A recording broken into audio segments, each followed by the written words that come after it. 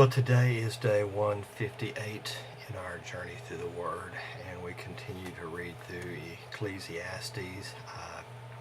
Just I found some very interesting readings today. There's three things, and I've got them listed under my something new today that just jumped out at me. One of them is control your temper. In today's stressed world, we are so quick. We are so quick. To just blow a fuse, to just become agitated, irritated, angry so quickly, so easily. And it's a reminder today that we should control our temper, because it says, for anger labels you a fool. How many times have we watched somebody else in their rage and just kind of shook our heads, whether literally or inside, and just going, I can't believe that they respond or get so angry for such a situation as that. Is that not what this Ecclesiastes is saying? Control your temper, for anger labels you a fool. How many times can people say that they look at us in our quick temper, in our responses, and say, what a foolish response.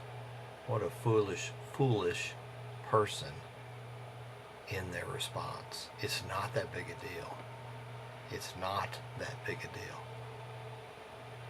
The other thing was, it took me back, and I went back all the way, and it was easy to find because there were so many references, but I immediately turned back to March the 2nd when we were reading in Numbers 11, and it says, soon the people began to complain about their hardships, and the Lord heard everything they said. And then jumping forward, it said, and this is the people grumbling. They said, we remember the fish we used to eat for free in Egypt. We had all the cucumbers, melons, leeches, onions, and garlic we wanted. And now our appetites are gone. All we see is this manna. And if you recall, as I did, and I just thought on this, continue to think about this passage of don't long for the good old days, out of Ecclesiastes 7:10. Don't long for the good old days. That's what the people of Israel did. They longed. As soon as times got hard and got difficult, or didn't go the way they wanted it to go, they longed for the good old days. But we're no different. How many times do we look back and say, oh, I wish it was like it used to be? I've heard that several times from friends about a church situation, and they long for how it was in the past. We quickly forget how difficult those times were back then. They looked so glorious. The people of Israel quickly forgot the hardship that they cried out to God about in Egypt. Please deliver us from our bondage. Please deliver us from our bondage. And God did that. But along the way, the journey was difficult as God brought them to the promised land. It's no different today. We forget those difficult situations we were in the past. It looks so rosy and glorious. It looks like, oh, I remember the days of free fish and all of this food before me. We do that same thing today. But Ecclesiastes 7:10 says, don't long for the good old days. This is not wise. They weren't the good old days, always the good old days. That's what we remember are the good. And we forget the bad. And that's okay. But we need to remember not to long for those days. And the last thing that jumped out in today's reading was, accept the way that God does things. For who can straighten what he has made crooked? Accept the way God does things.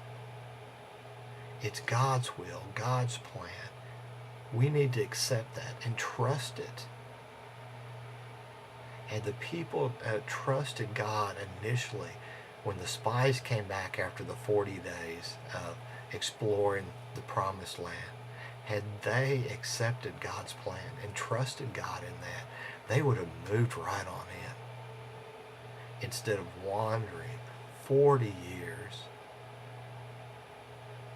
generations lost that had made the initial journey never got to enter the promised land.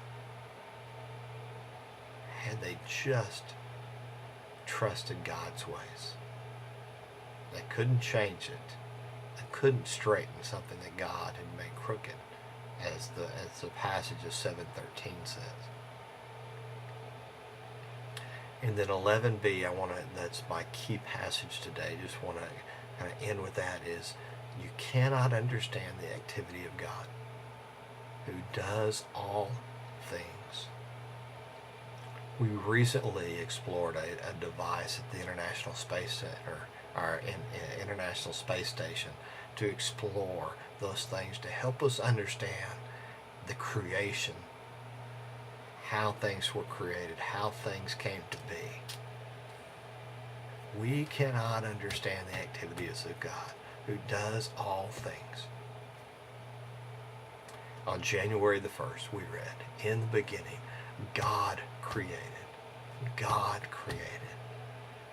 We cannot understand everything. God's ways are always perfect. God's mind is much greater than ours can ever be. He is God. We're not meant to understand as His creation. We can't fathom everything about God and His greatness, but we're called to worship Him. Worship the one and only true God. I hope you have a great day, and I can see you as we continue our journey again tomorrow.